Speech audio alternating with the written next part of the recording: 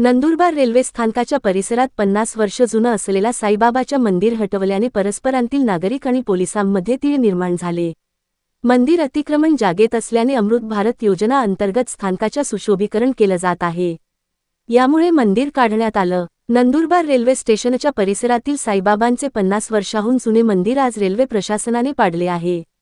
हे मंदिर अतिक्रमित जागेत असून अमृत भारत योजनेअंतर्गत रेल्वे स्टेशनमध्ये सुरू असलेल्या कामांना ते अडथळा येत असल्याने त्याला पाडण्यात आल्याचं बोलल्या जात आहे। हे मंदिर पाडतेवेळी भक्तांनी या ठिकाणी गर्दी करत सुरुवातीला विरोध देखील दर्शवला।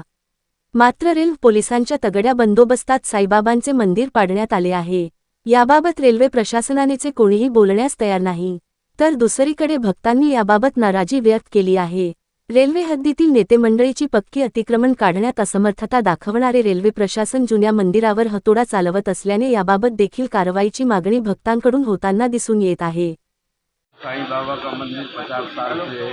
हाँ। और इसको बिचारा नहीं, कुछ नहीं, और तोड़ दिया सरकार ने। हाँ। ये अच्छा नहीं किया। हाँ। तो कुछ भी हो सकता है। जय महादेव।